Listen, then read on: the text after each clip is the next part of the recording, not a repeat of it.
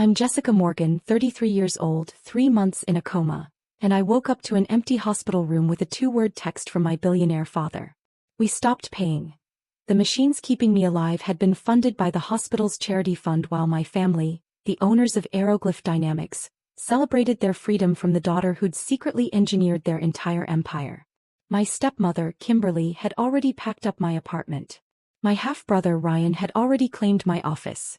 My father, Michael, had already signed papers to have me declared mentally incompetent. They thought a slick road and a tree had solved their 15-year problem. The unwanted daughter who knew too much, worked too hard, and reminded them of the brilliant woman they'd spent a decade trying to erase. What they didn't know was that my mother had left me more than memories. She'd left me the proof, the power, and the legal arsenal to dismantle every lie they'd built their fortune on. The first thing I noticed wasn't the pain but the silence. Hospital rooms are never truly quiet. There's always the steady beep of monitors, the soft squeak of nurses' shoes. But this silence felt deliberate, personal. My eyes struggled to focus on the ceiling. I recognized it. The same view my mother had in her final days 15 years ago. Back then, this room was a revolving door of family and flowers. Now, a single folded piece of paper sat on the bedside table. A nurse appeared, her eyes widening. "Miss Morgan. You're awake. How long?" My voice was a dry rasp. 3 months, she said, her expression pained. "Is there anyone we should call?" "My father, Michael Morgan." Her face fell. "He's the one who left the note. 2 weeks ago he came in person. Said the family would no longer be covering your medical expenses." My hand trembled as I unfolded the paper. My father's handwriting was as precise and cold as his business contracts. We stopped paying. Not even a signature. In 3 months, not one visit. The nurse touched my shoulder. "There's someone here to see you, though. 2 men. They've been waiting every single day." David Chin walked in first, my mother's stoic estate lawyer, his face a mask of professional calm that barely hid his relief. Behind him, a man I vaguely recognized, tall and sharp in a suit that screamed venture capital. "Christopher Vance." "Jessica," David said, his voice tight. "Thank God you're awake. What are you doing here?" "Protecting your interests. As I promised your mother I would." Christopher stepped forward. "The annual tech summit is in 72 hours. Your father plans to announce a complete corporate restructuring, writing you out of everything. He's telling the board you're legally incapacitated." My head spun. "He stopped paying. He abandoned me. And in doing so," David interrupted, a grim smile on his lips, "he made the most expensive mistake of his life. He triggered the one clause in your mother's trust he never knew existed." He opened his briefcase. "Your mother didn't just leave you a fortune, Jessica. She left you a $950 million weapon. One that activated the exact moment your father abandoned you. For 15 years I'd been the family ghost. Visible enough to be useful, invisible enough to be forgotten. It started the day my mother died. I was 18, standing in my father's study while Kimberly, my new stepmother, measured the windows for new curtains before we'd even held the funeral. She called me his little charity case, a reminder of the brilliant woman my father had actually loved, the woman whose mind had built Aeroglyph Dynamics from the ground up. While my half-brother Ryan got the corner office at 24, I worked from a converted supply closet on the server floor. While he fumbled through board meetings, I ghost-wrote the data architecture proposals that landed our biggest contracts. The Aeronav acquisition, my analysis. The federal drone contract, my algorithms, coded at 3 in the morning from my apartment while Ryan took credit at the 9 a.m. presentation. "You should be grateful," Kimberly reminded me every Thanksgiving. "Not many girls with your background get these opportunities." My background. Daughter of Jennifer Hayes, the data architect who turned a garage startup into a tech behemoth before cancer took her at 42. The woman whose strategies my father still used, whose daughter he couldn't bear to look at because I had her eyes. But there were things about my mother they never knew. The late-night meetings with David Chin, the encrypted files, the quiet transfers of authority that happened while everyone was focused on the visible empire. "Your mother knew this day might come," David had told me years ago. "She just didn't know what form it would take." Now, in this sterile hospital room, I finally understood. "Your mother was never just a co-founder," David said, pulling a document from his briefcase that made my breath catch. It was the original incorporation filing. Jennifer Hayes, 60% owner. Michael Morgan, 40% owner. But all the public records list him as the sole founder. "A convenient revision after her death," Christopher Vance interjected. One that worked because your mother kept her ownership in a private trust. She wanted Michael to be the face of the company, but she never, ever gave up control. David handed me another document, this one more recent. Before she passed, your mother established the Hayes Revocable Trust. $950 million in assets, plus all her controlling shares. But here's the part Michael never knew. She amended the terms. What terms? David's eyes gleamed with a lawyer's righteous fire. The trust becomes irrevocable and transfers all assets and voting rights to you under one specific condition: abandonment during a period of medical incapacitation. The moment Michael signed those papers, he triggered the transfer. As of 2 weeks ago, you don't just have the money. You have her shares, her board votes, and this. He pulled out a small, heavy plastic card. A security badge for Aeroglyph Dynamics with my photo and an authorization level I'd never seen before. Executive override. Your mother had this made years ago. Grants you access to everything. Every server, every document, every room in the building. Including the boardroom. I stared at the badge. She planned all of this. She knew his nature, David said softly. She just made sure that when he finally showed it, you'd be ready. My phone rang at 6 p.m. Michael's name on the screen. The first time he'd called in 3 months. Jessica. His voice was cold, transactional. I heard you're awake. Let's not pretend, shall we? You need to sign the incapacitation papers. Ryan will be taking over your project portfolio. I've been in a coma for 3 months. And the company moved on. Sign the papers. You stopped paying my medical bills. A beat of silence. The company must allocate resources efficiently. The company or you. His tone sharpened. Sign the papers, Jessica. Don't make this difficult. I need time to think. You have until Thursday morning. If those papers aren't signed, I'll have to inform the board of your mental instability. Is that what you want? Are you threatening me? I'm offering you a quiet exit. Take it. And if I don't? Then you'll learn what it really means to be alone. No job, no references. I'll make sure every tech firm in the country knows you're unstable. Like you told them Mom was? The line went silent, then dangerously quiet. Your mother was sick. Her mind was perfect. Sign the papers, Jessica, or I'll prove to everyone just how much you take after her. He hung up. David, who had put the call on a recorded speaker, simply shook his head. He just threatened you. On the record. Kimberly arrived the next morning, a Category 5 hurricane in Chanel, her lawyer trailing behind her like a nervous pilot fish. Jessica, she said my name like it was a piece of lint on her blazer. You look conscious. She dropped a folder on my bed, her perfume choking the sterile air. Sign these. We're offering you a severance package. $75,000. More than generous, considering. Considering what?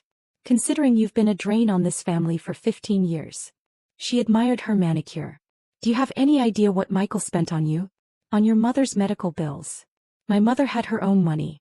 Kimberly's laugh was like shattering glass. Your mother had delusions and debt. Michael saved you both out of pity. Is that the story you tell people? It's the truth. You've been living on our charity.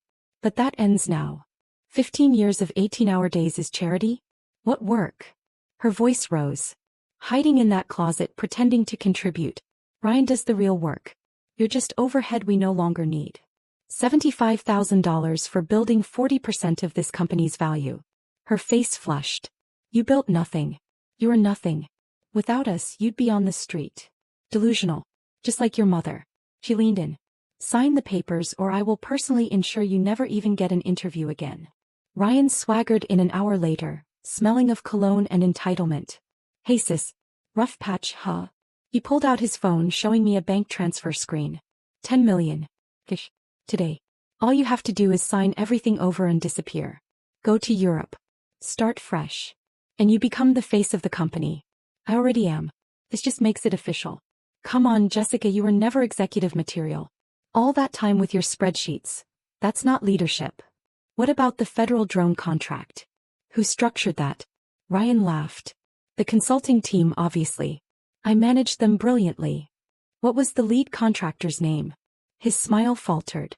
Look, 10 million is the final offer. Take it or you get nothing. He stood to leave. Family? You were never really family, Jessica. Just ask Dad. I was discharged into a secure suite at the Four Seasons, paid for by Christopher Vance. Became my war room. The view overlooked the entire city, A kingdom my mother had built and my father had stolen. For the next 48 hours we didn't sleep. We hunted. The first step was the override badge.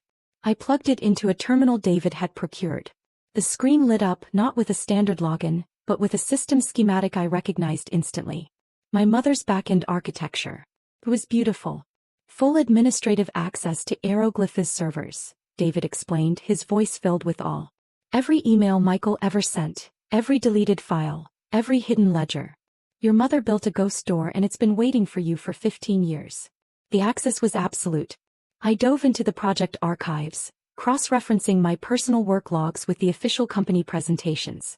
There was, in black and white, my code, my data models, my strategic frameworks, all presented under Ryan's name. We downloaded everything, terabytes of irrefutable proof. The deeper we dug, the uglier it got. Emails between Michael and Kimberly from years ago discussing how to manage my influence, how to keep me contained and useful but powerless. They called me the asset. Not a daughter, not family. An asset. Christopher Vance worked his own magic. He arranged a series of encrypted video calls with 5 key board members, the ones who had been quietly questioning Ryan's sudden genius for years. He didn't give them everything, just enough. A redacted strategy document I'd written, placed side by side with the one Ryan had presented. They're listening, Christopher reported, hanging up from a call with the head of the audit committee. They've suspected for years but they had no proof. Now they're ready to move if someone with legitimate standing makes the first play. Then David found the criminal twist. It was buried in the SEC filings from 3 months ago, right after my accident. Michael filed a disclosure, David said, his face grim. He pointed to a line on the screen. He used a falsified preliminary medical report, one he commissioned privately, to declare a key executive, you permanently incapacitated. He used that filing as justification to restructure Ryan's compensation package and grant him stock options that should have been yours. This wasn't just a family dispute anymore. This is federal fraud, Christopher said, his eyes wide. He lied to the Securities and Exchange Commission. He could go to prison for this. The final piece of the plan clicked into place. This wasn't just about reclaiming my inheritance or my work. This was about a corporate execution. David printed the falsified SEC filing, the authentic hospital report, and the section of the U.S. code Michael had violated. He placed them in a stark red folder. You have the truth, the shares, and the law on your side, he said. Thursday morning, you don't walk in there as a victim, Jessica. You walk in as the consequence. I looked at the file. The ghost in the code was finally about to materialize. And she was coming for everything. Thursday morning. The Hyatt Regency was a swarm of dark suits and predatory smiles. The air buzzed with the clink of coffee cups and the low hum of 1,000 private conversations about money and power. I watched from a service corridor, a ghost in plain sight, as my family held court in the grand lobby. Michael, the charming patriarch, shaking hands with investors. Kimberly, the elegant corporate wife, laughing with the wives of board members. And Ryan, surrounded by a crowd of younger executives, pontificating on a future he hadn't built. The plan was to enter at 10:29, 1 minute before Michael took the stage. As I waited, my heart hammering a steady, cold rhythm against my ribs, a man approached me. He was older, with a kind face and a uniform that identified him as the summit's head of security. Robert Miller. Miss Morgan, he asked quietly. I braced myself. My father's orders. I was told to remove you on sight if you appeared, he confirmed, my stomach tightening. He said you were unwell. A potential disruption. He paused, then looked me directly in the eye. But he forgot something. My wife works in your R&D department. She knows who really wrote the code for the federal drone contract. He reached into his jacket and pulled out a small, worn black notebook. He opened it. Inside were pages of dates, times, and notes, all in precise handwriting. I work the late shift a lot, he said, his voice dropping lower. For years I've seen you coming in at 10 p.m. and leaving at 4 a.m. The night before the Aeronav acquisition was announced, you were the only one in the building. The weekend Ryan supposedly finalized the federal contract, he was in Aspen. I saw the pictures on his social media. You were in the server room for 36 straight hours. He flipped through the pages. It was a log. A secret history of my work, my dedication. A ledger kept by a man I'd never even met. I always cross-referenced it, he continued. The nights you worked the hardest were always followed by a big announcement from your brother. I just wanted you to know. Some of us always knew. We saw you. He handed me the notebook. The secret admirer's ledger. This quiet, unexpected validation from a stranger was more powerful than any stock certificate. It wasn't about the $950 million anymore. It was about the truth. I looked at the monitor. Michael was walking toward the stage, his face beaming with pride. The announcer's voice boomed through the speakers. And now, a man who needs no introduction, our visionary CEO Michael Morgan. As my father prepared to announce my tragic incapacitation to the world, I clutched the security chief's notebook. My resolve wasn't just firm. It was forged in steel. I walked onto the stage as Michael was basking in the opening applause. The sound of 2,000 attendees gasping at once is something you feel in your bones. My father's smile froze, then shattered. My stepmother's face went white. My brother looked like he was about to be physically ill. The walk to the podium was the longest 10 seconds of my life. Jessica, my father hissed into the microphone, his voice cracking. You shouldn't be here. You're not well. I calmly took the second microphone. Good morning. I apologize for the interruption. My voice was clear, steady, amplified to every corner of the vast room. But I believe the shareholders deserve the truth. Security started forward, but I held up my mother's override badge. They stopped dead. I have executive override authority, granted by the majority shareholder and true founder of this company, Jennifer Hayes. The room erupted in murmurs. I turned to the audience. For 15 years I have been the ghost in this company's code. The architect behind 40% of its growth. And today I'm here to show you my work. The massive screen behind me, meant for Michael's triumphant presentation, flickered to life. On it appeared the original incorporation document. As you can see, I announced, Jennifer Hayes owns 60%.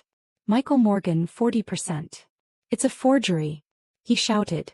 But his voice lacked conviction. That's when Christopher Vance stood up.